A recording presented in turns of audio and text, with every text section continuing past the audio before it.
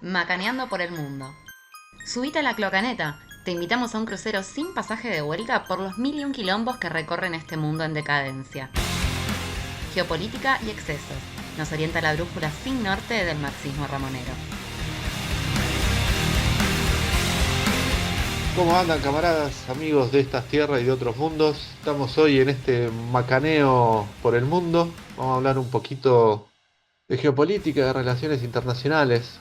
Vamos a estar hablando un poquito de las cosas que nos interesan o que ponemos el ojo, todo lo que está ocurriendo en este casi hermoso planeta Tierra. Y vamos a hacer eje un poco en Europa, un poco en América, alguna cosita de África, de Asia y nada de Oceanía, porque es algo que no nos compete. Así que hoy estamos con el ingeniero Sebastián, que no sé si está en Salta o en Jujuy, no sé de qué lado quedó. Y después con el gran Beto Norte. ¿Cómo andan, chiquis? Bien, bien, tranquilo, acá, cerca del ingenio Ledesma, viendo la estela de humo blanco que se eleva hacia el diáfano cielo azul jujeño. Así que bueno, acá estoy con un matecito y unas gotas de potro puestas, el zaino tomando agua al costado de la ruta. Hice una parada para charlar con ustedes. Me parece perfecto y te agradecemos el tiempo y la molestia. Saludos a todo el clan Blaquier. Y Beto Norte, Sí, ojo con Oceanía, que esa gente se crían entre canguros y ornitorrinco. Yo me mandé a pedir un ornitorrinco hace 2 años, todavía estoy esperando que llegue por el Alibaba, lo compré el coso chino este, ya que estamos hablando de internacionales. Y nunca llegó, me cagaron, Beto.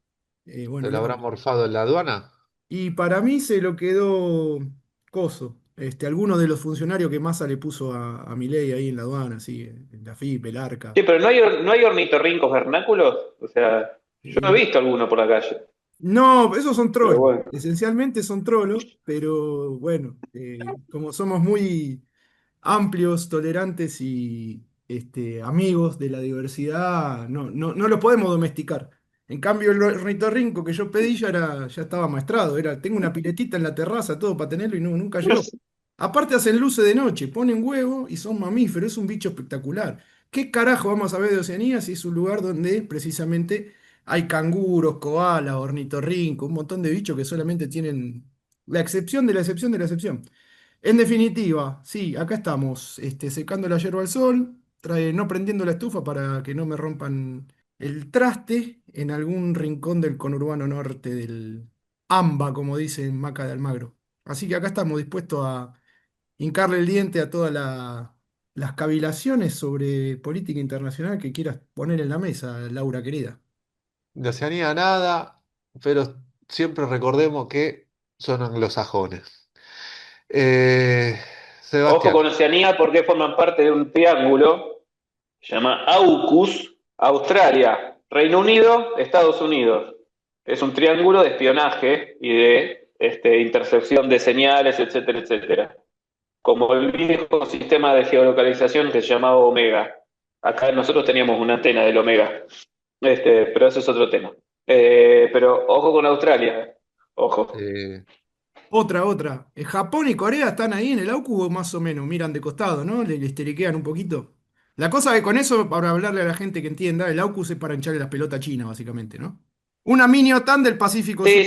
Sí, pero enfocado en espionaje, básicamente, en intercepciones señales, son antenas, digamos. Te ponen la radio trucha, ¿viste? La radio trucha del Conurba, bueno, es una radio trucha, tenés una en Constitución, la otra en Morón y la otra, ponele, no sé, en el sur, en Avellaneda. Son esas antenas que fuiste a poner a Jujuy, ¿no? Claro, claro, ¿Viste? justamente, Me sí. saltó la ficha de que labura el ingeniero.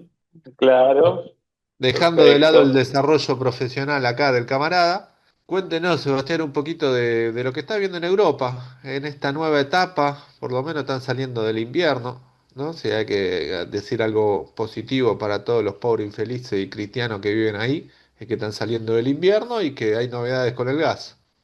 Sí, sí, bueno, esto es una cuestión de mediano plazo. Los contratos de gas, como los vergamuertas que seguimos la situación como nosotros sabemos, el año pasado se terminaron los contratos con Rusia y por el problemita de la guerra de Ucrania se decidió no renovarlo. Entonces ahora están comprando, va, ahora desde ese momento están comprando a terceros países y principalmente a Estados Unidos, el costo del gas se multiplicó por 10. A eso sumado, digamos, la cuestión geopolítica de la guerra en Ucrania, comentario sobre Alemania hago, el canciller Merz, digamos, habilitó el uso de unos misiles que se llaman Taurus, que son misiles de mediano alcance, no son balísticos, pero no, son de mediano alcance, que pueden llegar a joder, pueden llegar con el alcance a Moscú. Habilitó a Ucrania para que los usen, entonces, digamos, se está picanteando la situación en algo que esto ya se venía hablando de estos misiles Taurus, ya se venían hablando del año pasado.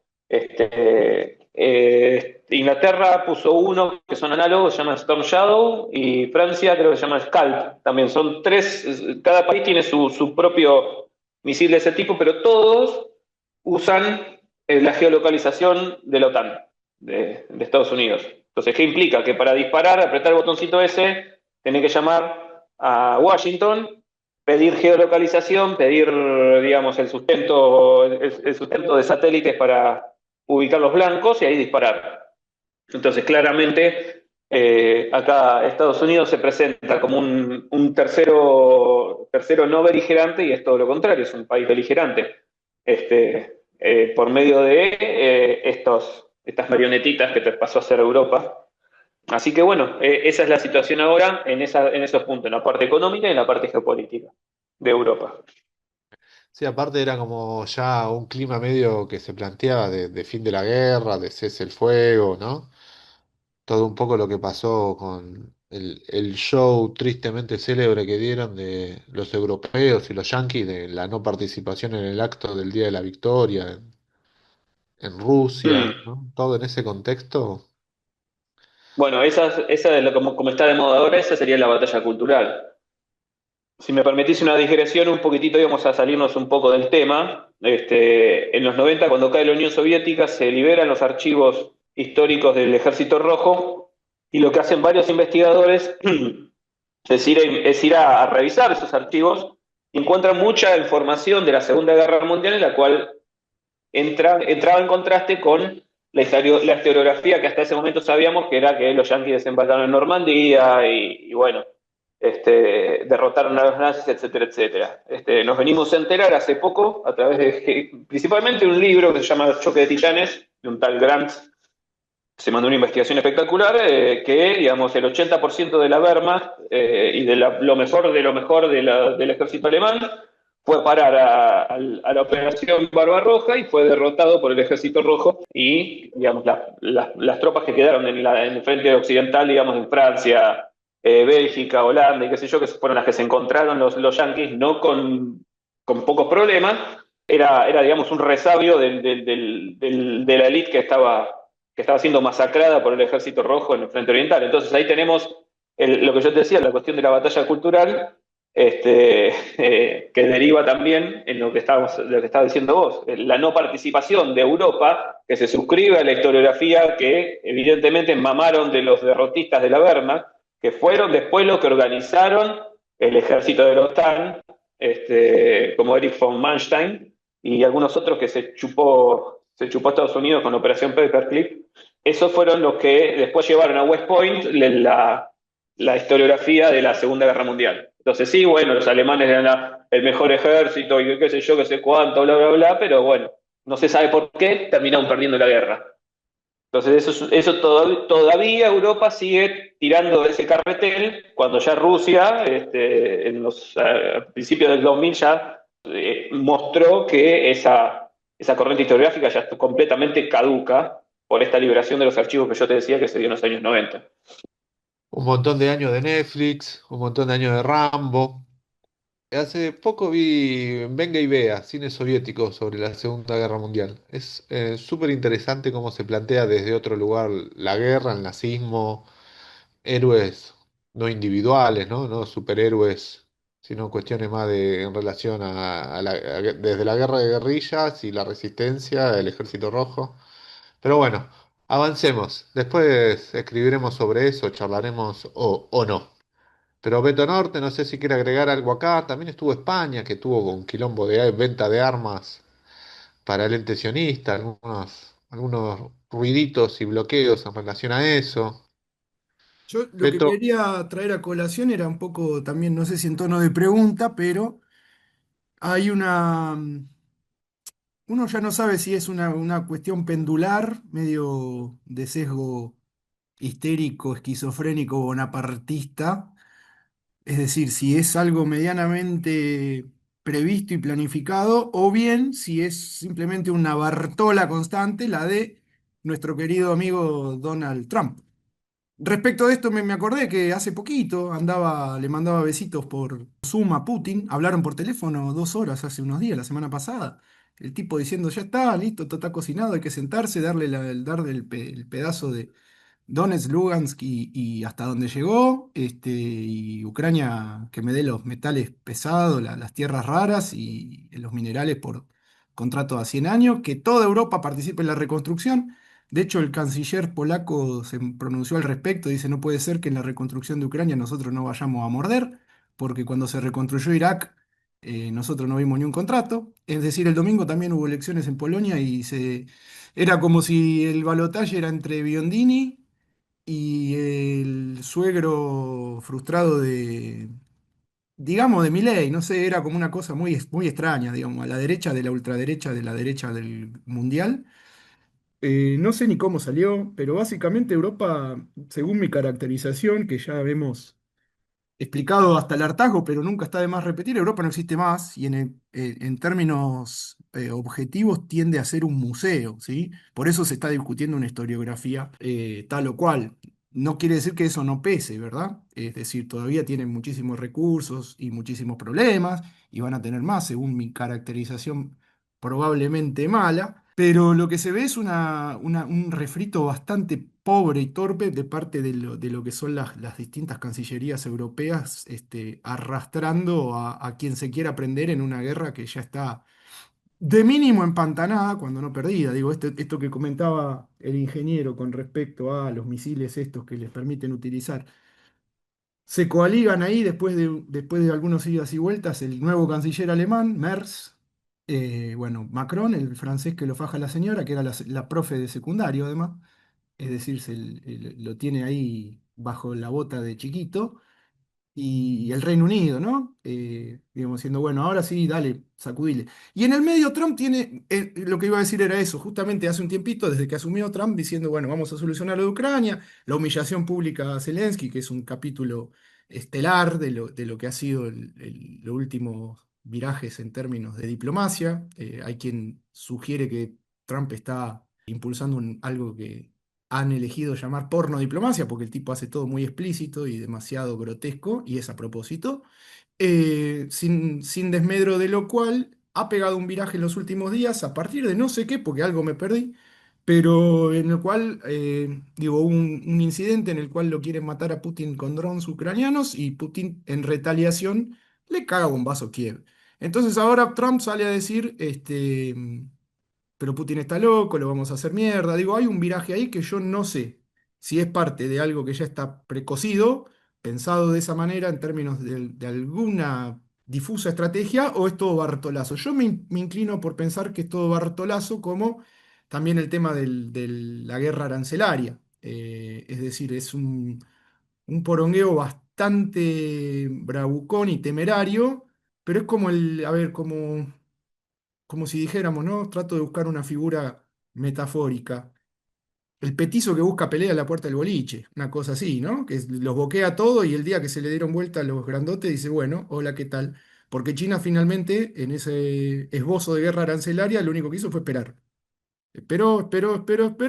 Todos los socios comerciales importantes de Estados Unidos dijeron, che, me estás rompiendo el orto y consecuentemente te estás haciendo un daño a vos porque a ver, los insumos que importa Estados Unidos para la generación de muchísimas de sus industrias que todavía existen, bueno, nada, se encarecieron estrepitosamente de un día para el otro. Entonces, medio que se entrevió la cuestión de que era inviable para el propio Estados Unidos y su propia proyección geopolítica. Incluso hubo un evento muy interesante que Japón y Corea del Sur, a los 5 días de estar vigentes los nuevos aranceles, van y se reúnen con China, como diciendo, bueno, ¿y esto qué es? Japón y Corea del Sur, digo, son dos portaaviones yanquis en el Pacífico, ¿está bien? Entonces, medio que es toda una cosa muy errática lo que estamos viendo de esto, ¿no? Alguien que... Es más, voy a cambiar el petizo que evoqué a la puerta del boliche por el ex campeón mundial, es decir, como si hubiéramos un Monzón en decadencia, ¿sí? Peleando en la puerta del Chevoli, mirá, loco, Monzón fuiste, como si Monzón siguiera vivo, ¿no? Porque Estados Unidos es como una potencia declinante en todo esto que está sucediendo. Obviamente que ninguna potencia declinante se retira diciendo, bueno, loco, perdí, chao, hasta luego, sino que va a dar pelea y va a sacudir todas las trompadas que pueda. Pero me parece que incluso en ese registro repartiendo trompadas bastante erráticas y no acierta finalmente y no solamente pierde tiempo, sino que pierde terreno, porque en la medida en que tenés al Colorado revoleando piña al Tuntún, o al anaranjado revoleando piña al Tuntún, el chino está tranquilo ahí en el VIP del Chevoli con 2, 3, 4, 5 mines, los amigos. La está pasando bien, tomándose un champancito. Digo, para cerrar un poco la cuestión metafórica que me agarró así de súbito. En la puerta del Chevoli está el ex campeón mundial a los gritos queriendo pelear al chino y el chino está en el VIP del Chevoli, tranquilo, pasándola bien. Eso sería un poco mi aporte en este momento. Agrego así como dos pinceladas de todo lo que dijiste, como para complementar. Para mí uno de los, eso, de las imágenes más fuertes, esta del conflicto de los aranceles, es eso que decías, Japón, Corea, China sentándose a hablar. Quizá para comparar, ¿no? Como esta visión siempre occidental que tenemos, ¿no? De Francia y Alemania sentándose a hablar, que son países que se invadieron, que se cagaron a tiro antes de ser países incluso. Japón, China, Corea son imperios, invasiones, muerte, mutilado, violaciones, la Segunda Guerra Mundial en el medio, como sentaron juntos a gente que básicamente se odia hace un montón de siglos, cosa que no me parece menor. Y después lo otro que mencionabas de Ucrania y las tierras raras, pasó algo parecido en el Congo, que anda con mucho quilombo con Ruanda, minerales raros, ¿no? Como son países endeudados hasta la Happy, no sé si ustedes conocen algunos o si viven en alguno, y como todos saben que no le puede pagar, entra una cosa ahí de, che, ¿qué tenés ahí abajo de la cordillera? ¿Qué tenés esos minerales raros? ¿No? En toda esta cuestión también de transición energética, ¿no? Como hay una cosa ahí, a Congo le mandaron también todo lo que es Blackwater, que son todos estos ejércitos de mercenarios yanquis, ejército privado, como para estar ahí como agentes de paz, ¿no? Y todos sabemos que cuando se empiezan a pagar y financiar armamento es para usarlo. Entonces, nada, es como una variable que empieza a aparecer de países detonados, desde estados fallidos, como casi todo lo que hay en África abajo del Sahara, o incluso en la mismísima Europa, de países detonados, que como todos saben que no puede pagar, le empiezan a sacar los recursos naturales. Dato. No, que los que saben, no nosotros, o por lo menos no yo, pero los que saben, dicen que esas supuestas tierras raras están bajo el control de la Federación Rusa ahora. Está en la parte oriental del Níper, digamos. El río Níper, agarrando un mapa, divide a Ucrania en Oriente y Occidente. La parte oriental es donde se está disputando ahora el conflicto con Rusia, donde están los oblast, abro paréntesis, provincias, cierro paréntesis, que eran las que están disputando son cuatro: Zaporozhia, Gerson, Donetsk y Lugansk, que son ahora forman parte de la Federación Rusa. Pero bueno, para ubicar geográficamente, digamos, dicen los que saben que las tierras raras están del lado oriental del Níper, o sea, bajo control de la Federación Rusa. Yo no sé qué es lo que quiere negociar Trump con Zelensky, no sé qué es lo que le va a ofrecer Zelensky, si es verdad la hipótesis esta de que las tierras raras están al oriente del Níper, pero porque Ucrania no controla ya la parte oriental del Níper, bajo ningún concepto.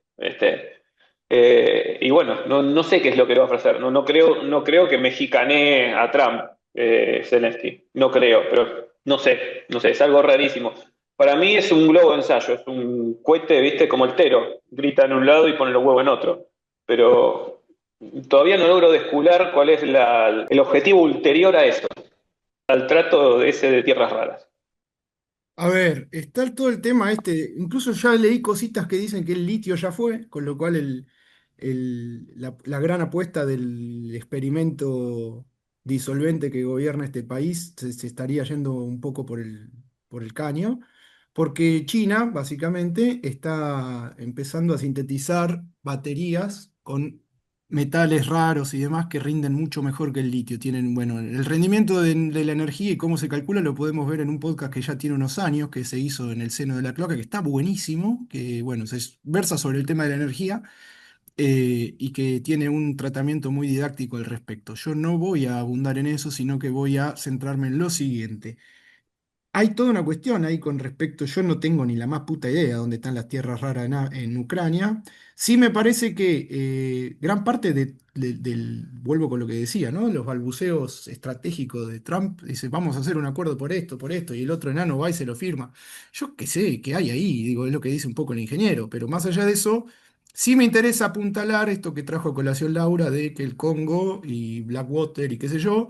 Me parece que ahí también están llegando tarde las potencias occidentales porque el que estuvo haciendo travesuras de lo lindo en los últimos 3 4 5 años en la región del Sahel, y también tenemos un lindo podcast hecho al respecto, es el amigo Putin.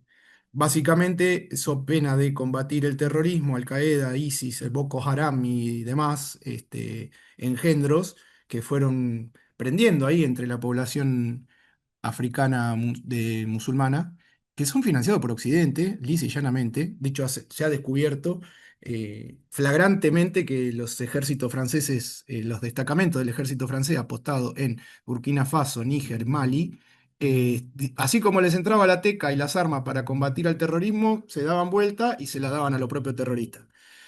Todo esto empezó a cambiar a partir de la irrupción de los amigos de Wagner, que no son otra cosa sino el paralelo ruso de Blackwater, es decir, ejércitos privados, mercenarios de financiación rusa. Tienen un rol estratégico, combatieron en Ucrania, han estado en distintos conflagraciones en Siria, etcétera, etcétera, son como el backup del ejército regular ruso. No vamos a entrar en cuestiones de índole de juicios morales acá, porque básicamente estamos hablando de algo que es constante y sonante interés geoestratégico. Entonces yo veo ahí un desplazamiento que tiene lugar en los últimos 10 15 años en esa región subsahariana, donde primero va China y pone la teca y hace grandes obras de infraestructura que hacen viables esos lugares que son, por definición, inviables, donde hay estados fallidos, etcétera. Y después va Rusia y les pone, digamos, los fierros, ¿sí? Estoy siendo muy, a propósito, muy cimarrón en la descripción. Y a su vez empiezan a impulsar todos estos muchachitos que aparecen ahora, que están entre los cuales el que más destaca es Manguerita Traoré, Ibrahim Traoré, que es el actual mandatario de Burkina Faso, que, digamos, hace pie en un imaginario muy extendido en aquel país, que significa, el nombre significa tierra de hombres justos. Básicamente se hace un cosplay de Tomás Sankara, ¿sí? Que fue el héroe de la liberación de Burkina Faso en los 70 y 80.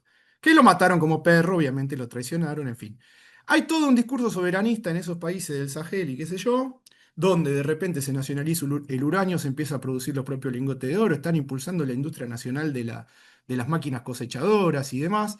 Eso está detrás de todo un cinturón verde que estuvo financiando China en los últimos años. ¿Qué significa un cinturón verde? Bueno, empezar a generar allí donde no lo había, viabilidad agrícola a partir de forestar zonas semidesérticas.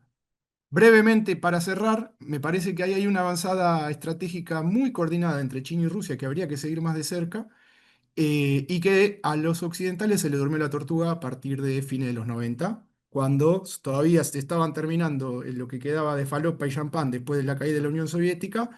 Ya había digamos, se empieza a entretejer una especie de lucha que vemos hoy, 20 y pico de años después, 25 años después, en su esplendor. El tema de las tierras raras y el futuro energético del planeta, en gran medida se juega en esos lugares de África, los cuales ya les pegaron un bolón en el orto a los europeos puntualmente, lo cual no quita que la disputa siga, ¿sí? Entonces eso también es para prestar atención y subsidiariamente también ver cómo el gobierno del experimento disolvente que atravesamos en este bendito país se propone como una nueva África, ¿no? Es decir, toma, loco, llévate todo, mis minerales, mis tierras raras y toda esta zaraza energética es para vos y para garantizar el futuro de un occidente que ya tiró la toalla. Vamos a una pausa no comercial y enseguida volvemos. I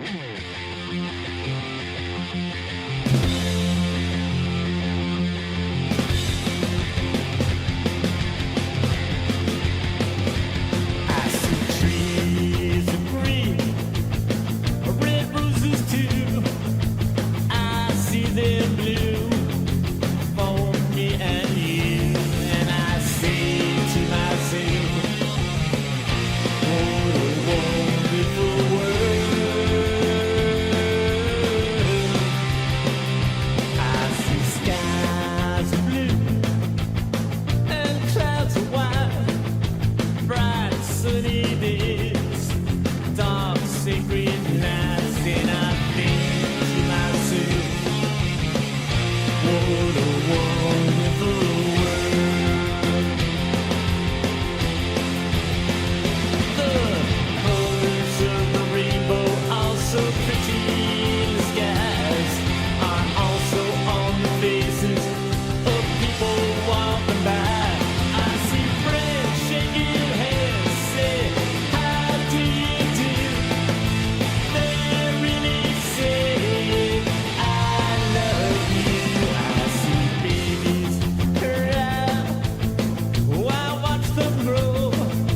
They'll learn much more than I'll ever know. And I think to myself, Aquí estamos de vuelta con nuestros dos especialistas y para retomar un poco lo del bloque anterior, Sebastián, ¿qué onda con Aranjú entonces? El eclecticismo que estamos viendo de Trump, ¿no? Esa cuestión más pendular o que se levanta un día y dice una cosa, se levanta el otro día y dice otra, creo que tiene que ver con lo variopinto de los asesores que tiene al lado. Por ejemplo, estamos hablando de Tulsi Gabbard, que a priori es una persona antiglobalista, digamos, retraccionista, o sea, no expansionista, y después tenemos a Kit Kellogg, que es puro OTAN, un halcón OTAN a morir. Entonces un día se levanta y Tulsi Gabbard lo asesora y dice una cosa, y el otro día Kellogg se levanta, le chifla al oído, le dice algo a Trump y dice otra. Igualmente también hace agua en un montón de cosas, no tiene ni idea, en algunas cosas no tiene idea. Por ejemplo, no sabía que a Putin le habían hecho un atentado contra el helicóptero que lo transportaba hacia Gerson, creo que fue. Entonces no sabía, no sabía. Entonces el tipo empezó a decir que, como dijo acá el camarada, empezó a decir que Putin estaba loco porque estaba bombardeando Kiev. Y después le pregunta a la periodista, ¿pero usted no sabe que quisieron atentar contra el helicóptero de Putin? No tenía ni idea, dice.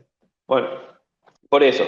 Yo creo que ahí están fallando comillas, los asesores de Trump, y bueno, el tipo se queda con lo último. Por ejemplo, habla con Orban y se levantó antiglobalista, y después habla con Macron o con Merz y se levantó halconizado. Y es así, vamos a ver esta cuestión oscilante, ecléctica y pendular de Naranjú, que no es más ni menos que un mero administrador de un estado permanente que se está disputando hacia atrás tras bambalinas en Estados Unidos. Se están disputando espacios de poder. Pero bueno, nada que no se haya visto antes. Otro Sleepy Donald, ¿es este? Sí. No, Sleepy Dormilón no es este. El otro era así, Sleepy Joe, sí, tiene una tendencia a dormirse en público incluso. Este no duerme, pero sí está como patinando, digamos. No duerme ni Che, dormido Naranjú, pero Claro. en definitiva, a mí, digamos, lo interesante es que es un liderazgo disruptivo y me parece a mí, ¿no? Ver hacia dónde lleva todo ese despelote que tiene ahí de fracciones de clase y de distintas representaciones. Te pone a cococho un sionista con un católico, con un protestante, que lo insisto con esto, porque la religión es muy importante en Estados Unidos, pese a que nadie lo considere así en general. Y por otro lado, eso, nada, escuchaba los nombres, Tutsi Gabbard y no sé cuánto Kellogg. Tutsi es una falopa rosa que toman los pibes ahora, y Kellogg son las azucaritas. O sea que el chabón está alternando entre falopa y sucarita. Algo, no creo que salga nada bueno de ahí. No obstante, nos regala grandes episodios, ¿no? Como la humillación pública al payaso de Zelensky. Y de repente es eso, y yo insisto en esto, me parece que se le está escapando la tortuga hace rato a los Yankees y bueno, esto es un síntoma, como ya hemos dicho en su momento, ¿no? El Donald es un síntoma. Beto, te hago dos consultas. Uno, ¿cómo está tu Tesla, tu auto Tesla? Que sé que tuviste algún inconveniente. Sí, mirá, es algo muy raro lo que pasó. La computadora de a bordo del Tesla empezó a hablar sola. Un día que yo venía en pedo, venía del Tropi, que había ido ahí bueno, con unas muchachas, y Los resulta que era amigos de Curupá. Sí, bueno, también estaban los vikingos de Carupá, los salvajes, eso. Tenía que hacer la gira y bueno, de llevarlos cada uno a su casa, ¿no? Porque yo soy un tipo de confiar. Y resulta que me empezó que estaba remamado, qué sé yo, y encima tenía la voz de coso, de Silvia Zuller. O sea, la computadora de a bordo, la inteligencia artificial del Tesla me hablaba con la voz de Silvia Zuller. Así que básicamente, como estábamos repasados, eran las 9 de la mañana, ahí por Panamericana, y lo hicimos bosta, lo hicimos mierda, nos filmamos, le mandamos el video ahí por Twitter a Elon Musk y nos cabió una causa por, no sé, qué mierda, güey, terrorismo, no sé, ahí se lo pasé al abogado que dijo, nada, no de bola, que no pasa nada. Pero bueno, estoy Claro. encausado por Elon Musk, básicamente porque el Tesla rebotaba, boludo, déjame echar la bola. Ah, yo pensé que tenía que ver cómo le estaban escrachando el chabón, pero no, nada que ver. Una aventura aparte. No, ¿qué va a haber un contenido político en eso? Éramos 9 lumpen arriba de un auto que no va ni para atrás, boludo. No levanta más de 70 kilómetros por hora una katana en Panamericana, te pasan por arriba, escúchame. Che, y después con los Yankees también que tienen un papa, ¿viste? Como una cosa como que le impusieron un papa yanqui peruano, y que viene un poco también cierta continuidad con el que se fue, con Pancho de Fert, que ya parece que el Vaticano dejó de ser algo de moda nuevamente, que los especialistas sobre el tema ya están focalizados en otros asuntos, pero bueno, qué sé yo. Pasaron de ser especialistas en cónclaves papales a ser especialistas en el Eternauta y ahora son especialistas en empanadas, sí. Pero bueno, una cosa ahí también de cierta continuidad con la anterior, de protección de ciertos derechos laborales, obviamente en clave institucional y no revolucionaria. Pero eso llamaba mucho la atención, que todos lo festejaban como algo propio, ¿viste? Desde el arquero, que decía que se llama igual que él, Cristina, que decía que defiende los derechos laborales, y los yanquis porque yanqui. Alguna cosa así como que todos se lo querían apropiar, vamos a ver qué pasa ahora. Me parece que más que un triunfo yanqui es como una cosa que le impusieron. Igual ese Papa tiene de yankee lo que yo de universitario, más o menos, una cosa así. Es más peruano que yanqui, o sea, de casualidad nació ahí, por ahí en las 13 colonias, pero después, olvídate, no. Es más peruano que Paolo Guerrero. Claro, claro, sí, sí. Es más peruano que las Gmails del Rosedal. Ah, mirá vos, che. Y ¿Querés que hablemos de eso? No, no, deja. Una cosita, perdón. Ahí hay que ver también, ¿no? Los tejes y manejes, las elucubraciones que se hacen, si es con Trump o contra Trump, ¿no? El designar un papa yanqui. Y aparte, son todas pelotudeces eso, son nimiedades.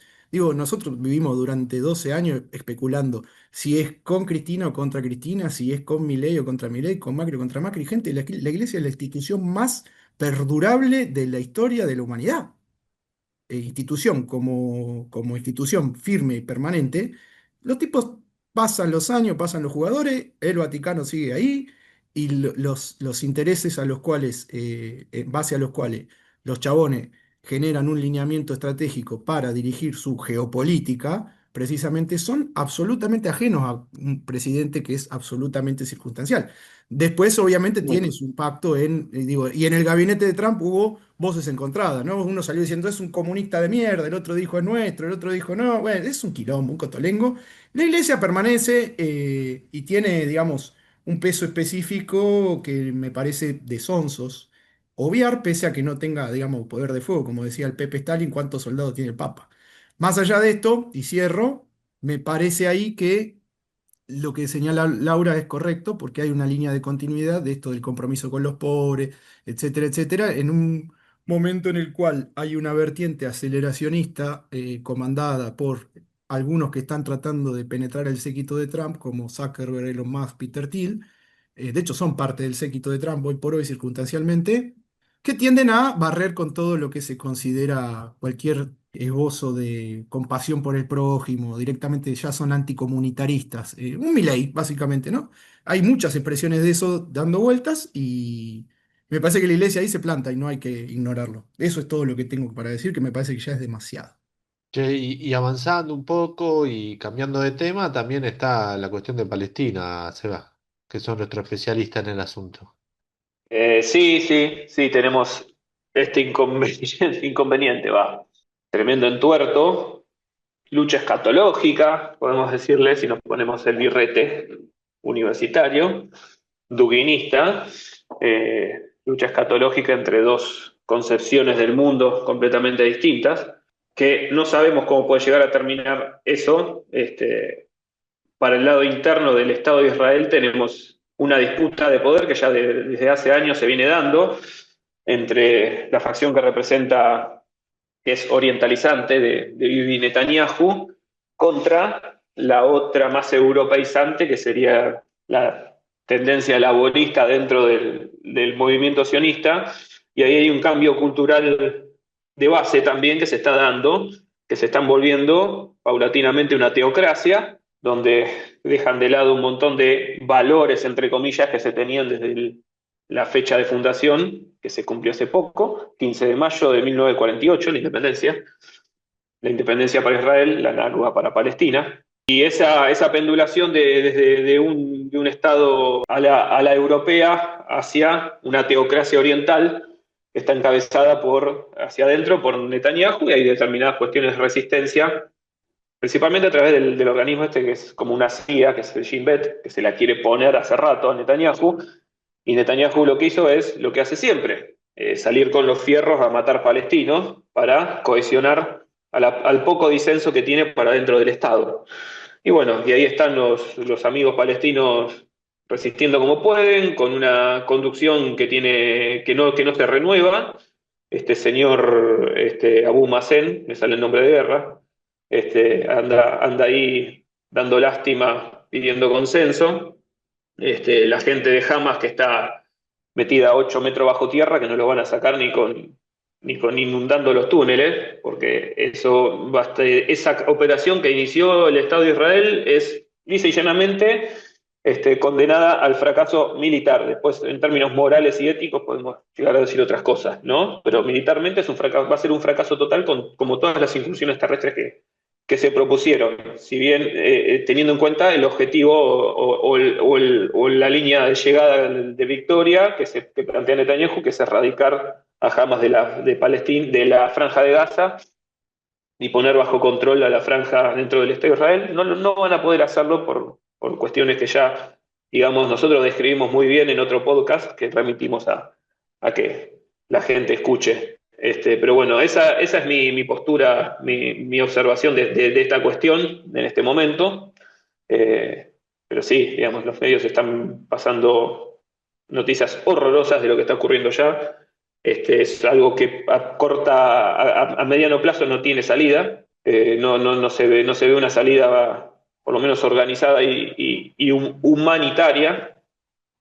Y todo está sumido a el criterio que quizás como árbitro, entre comillas, porque no es árbitro, Estados Unidos puede llegar a poner. Si baja la palanca Estados Unidos, o sea, si Netanyahu le llena mucho las pelotas a Trump, puede llegar a bajar la palanca del envío de material bélico y de soporte de inteligencia, y quizás pueda llegar a frenar un poco esta sonada del Estado de Israel sobre Gaza que se está dando. Pero si no, no creo que eso ocurra en el corto plazo. Sí, son tremendas las imágenes, las fotos, los videos, todo lo que llega. Incluso algunos mensajes de gente que vive por esos lados. También ha aumentado como el rechazo hacia el Estado sionista en algunos países de Europa, a nivel institucional, ¿no? Porque también sabemos que las poblaciones, a ver, si vos te pasás invadiendo a todos tus vecinos durante 20 años, alguno con la pata sucia va a llegar, qué sé yo. Como hay una fuerte comunidad árabe o árabe tanto de esa parte de Asia como del norte de África, ¿no? Que reivindican la lucha y la libertad del pueblo palestino, porque debe haber cierta cuestión de identificación, no es muy loco pensarlo, considerando las cercanías y que también hay gente que fue invadida y que también hay gente que tuvo que huir para poder buscar un pedazo de pan, ¿no? Y después, bueno, en el mundo árabe también. Algunos dicen una cosa, hacen otra, otros dicen es una cosa y hacen exactamente lo opuesto. Los palestinos también son fea palabra para ellos y una cuestión que no quieren resolver. Pero de a poquito también es algo que va entrando en agenda porque es imposible hacérselo boludo con lo que está pasando eh, toda esta gente. Es imposible. Sí, señalar un poco ahí, ponerle un poquito de, es como remachar esto último que decías, Laura. A esto lo que está ocurriendo es un genocidio. Hay escenas de limpieza étnica todos los días. Cuando no son bombas, son traslados forzosos. Hay intereses obviamente materiales, pero también están los intereses espirituales, escatológicos que señalaba ahí el compañero Sebastián. Y sobre todo digamos, la comunidad árabe de a pie tiene un sentimiento que tiende a, bueno, justamente diluye las fronteras específicas y Palestina es la causa de los pueblos, en la cual los gobiernos se cagan. ¿Sí? Todos los gobiernos de la región, salvo alguna frondosa y recurrente excepción, incluso hasta los propios iraníes tienen al pueblo palestino como moneda de cambio, en una especie de guerra fría que tienen tanto con Arabia Saudita como con Israel. Ni hablemos, o sea, si quieren nos metemos en Siria y en el coge oveja que lo afeitaron y lo pusieron ahí, en diciembre. Me parece que si nos metemos ahí no salimos nunca más, se va a hacer re largo, podríamos comprometernos a realizar un episodio específico sobre Medio Oriente, porque es para darle largo y tendido. Pero me parece que lo que hay que afinar y, digamos, reiterar hasta el hartazgo es que lo que está sucediendo en Palestina es un genocidio y que afortunadamente esta vez, desde el 7 de octubre de 2023 en adelante, está teniendo una inundación de solidaridad en Occidente como nunca se había visto antes. Eso me parece una novedad. De cualquier manera, las atrocidades siguen siendo cometidas a diario y aparecen las declaraciones formales de los gobiernos europeos y todo eso, que si lo hacen los árabes, imagínense los europeos, ¿no? Esta doble moral. No, no le vamos a mandar más armas y en el mismo acto sale un barco que entra por algún lugarejo por izquierda, cargado de fierro para seguir haciendo mierda a una población indefensa que está siendo sistemáticamente exterminada. Sí, y para unir este tema con el que sigue, siempre es interesante un poco la tarea de difusión y de solidaridad que hay en Chile, ¿no? En relación a este tema, el Club Palestino, que encima juega copas y regala camisetas, hace poco inició una campaña como de casas, pueblos que fueron estallados por los bombardeos, llevarles pedacitos de esas casas detonadas en banderines a los clubes donde juegan, con la ubicación geográfica de dónde estaba esa casa, ¿no? La comunidad árabe es muy fuerte en el país hermano, como también lo es acá, pero bueno, como no son italianos y españoles, garpa un poco menos, ¿no? Todo lo que es los sirios libaneses. Y en ese sentido, y profundizando, pensando un poco también en los patas sucias de este continente, en los olorosos, un poco de América Latina, que anda con ciertas cositas como merece prestar un poquito de atención porque a veces se comete el pecado de pensar que el mundo es como Argentina o como Buenos Aires o como lo que pasa entre Congreso 9 de Julio y la Casa Rosada, ¿no? Entonces, lo que está pasando en Colombia un poco, lo que está pasando en México otro poco, lo que está pasando en Brasil otro poco, y este país que va, qué sé yo, para dónde va, ¿no? Para ningún lado bueno, eso ya lo sabemos, pero que las formas a veces te sorprenden a diario. Así que Beto, ahí que tenés la carpetita con tus anotaciones, ¿qué nos puedes decir un poco de lo que está pasando en Colombia o en México? No sé por dónde querés arrancar. Bueno, a ver, vamos a tratar de ser breve porque esto está quedando más largo que Esperanza de Pobre. A ver, a mí me parece que sobre México habría que dedicarse específicamente a estudiarlo o tantear a algún especialista.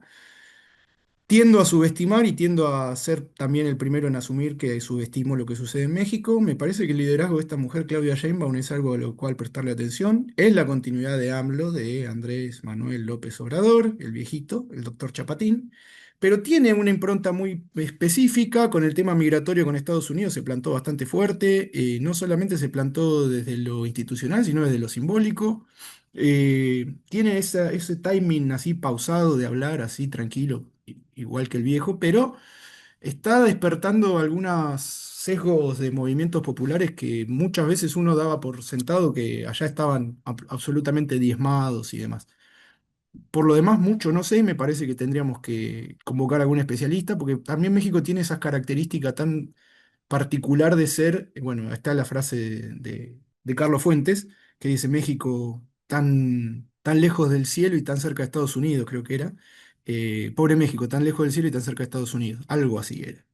Pero más allá de eso, me parece que están pasando cosas ahí y que además tiene un discurrir institucional muy interesante y prácticamente ininterrumpido de la revolución en adelante, que convive con nada, con lo que podríamos definir en mucho sentido un Estado fallido, ¿no? La cantidad de asesinatos y muertes y los resortes políticos, económicos que controla el narcotráfico, hace muy difícil hacer una caracterización acabada de lo que es México, que por lo demás tiene una envergadura descomunal. Digo, solamente el DF tiene la cantidad de habitantes que tiene la República Argentina, ¿sí? Eso tendemos a olvidarnos. Nosotros pensamos que México es como un equipo que nos cruzamos en los mundiales y le ganamos siempre y después nos puteamos en Facebook con otros mexicanos.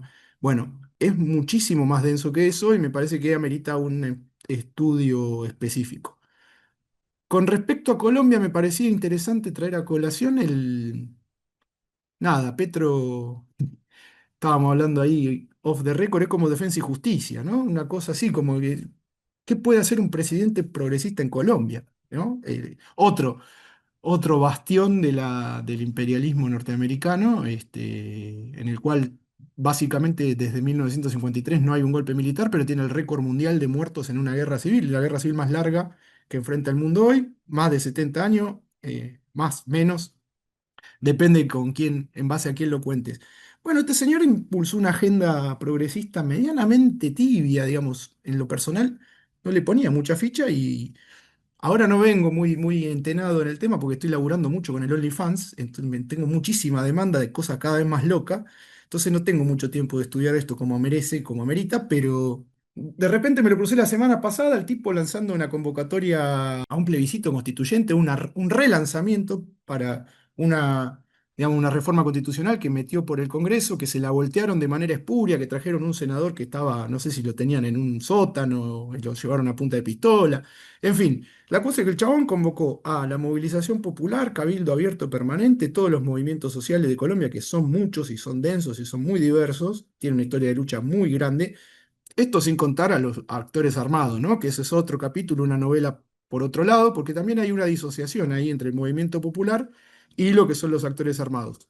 Muchos actores armados tienen efectivamente participación en el movimiento popular, pero están peleando sus propias guerras intestinas. Ya no se sabe quién se está cagando a tiro con quién, básicamente. Hay conversaciones de paz, etcétera, etcétera, pero Petro está con una agenda reformista que apela a la movilización popular y lo vi la semana pasada o la anterior, el loco ahí hablando en una plaza, a mi juicio a la izquierda del propio pueblo, diciendo, bueno, si nos vuelven a voltear este intento de reforma tenemos que lanzar la huelga general. Una cosa bastante llamativa, está como chavizado el amigo Petro, que por lo demás es muy simpático. Estuvo en China, fue recibido por el Papa, para un estado como Colombia, un estado vasallo, es mucho y es bastante significativo. Después, si esto llega a buen puerto o no, y yo siempre me manejo por los andariveles del escepticismo. Me parece que sobre todo en Colombia es muy difícil pensar el calado que puedan llegar a tener este tipo de intentonas reformistas, pero no obstante, me parece que sí va a dejar huella. Y pese a que creo que en un año y pico tienen elecciones de nuevo, me parece que está fundando un movimiento popular interesante que hibrida muchísimos movimientos populares que lo que tenían como característica saliente era su desconexión y desarticulación. Eso es un poco lo que estoy viendo sobre Colombia. Póngale un ojito a Petro, que no deja de sorprender. Y después de Brasil me quedé un poco desenganchado, desconectado. Sí sé que sigue firme como el interlocutor más predecible y de preferencia de lo que es América del Sur. Obviamente es el más grande de todos, el más porongudo, está firme en la arquitectura financiera e institucional que están impulsando desde los BRICS y todas esas intentonas multilaterales de tratar de poner en pie una multipolaridad, como le dicen ellos. Sé que tuvo un sacudón importante en términos de, bueno, una devaluación grande que acá impactó, primero, y segundo, que hay esbozos de recesión económica. Mucho más no tengo, pero sí tengo la sospecha de que se vive levemente más cómodo que en nuestro paraíso libertario. Sí, sin duda que sí es más cómodo, por eso el tío Raúl, el griego, el perrito malvado están veraneando allá desde cuando, ¿el 1 de enero salieron o fue el 31 a la noche? Creo que uno se casó con una chica con manija en Florianópolis, pero no sé, les perdí el rastro a esos degenerados. Con un Ladyboy. No, yo quiero linkear, digamos, la cuestión vernácula con Brasil, en esta cuestión de apuro que tienen por terminar el gasoducto, que como una, vamos a decir bombilla, porque pajita suena muy fuerte, sirve para sacar, extraer el gas de vaca muerta y llevarlo para Itamaraty y ahí sostener la producción industrial brasilera. O sea, nosotros en la matriz de distribución del trabajo internacional quedamos como exportadores de bienes primarios y de energía, y ellos son productores de materia prima, productores de productos terminados, digamos, o sea, fabricantes de productos terminados. Así que creo que quedamos en la saga, digamos, y ya estamos por debajo de lo que quizás alguna vez fue este mérito país. Sí, sí, queda como la sensación siempre latente hace un par de años, ¿no? Como que la Argentina fue un gran país y Brasil va camino a serlo. Em, qué sé yo, lo podemos relacionar un poco ya para ir cerrando con algo que hablaremos en otro momento, que es el mundo de los feos, que cada vez va tomando más forma, y nosotros no, nosotros en tanto argentinos, en tanto haber nacido en esta tierra, no somos parte, ni parece que lo vamos a hacer, y no porque seamos muy lindos. Pero bueno, muchachos, no sé si quieren decir algo más, si vamos cerrando. No, tengo que ir a... Vino la vecina con la sopapa en la mano a ver si le ayudo a destapar el inodoro. Así que tengo que dar una mano a la vecina. Disculpen. Gracias por todo. Los quiero. Gracias por todo, muchachos. Seba, Beto, un saludo a Beto Sur, que también me parece que estaba allá por Brasil. Y bueno, vamos viendo qué forma toma este país hermoso en los próximos y lo seguiremos analizando a partir del bisturí del Marxismo Ramonero. Chao, muchas gracias y hasta la próxima.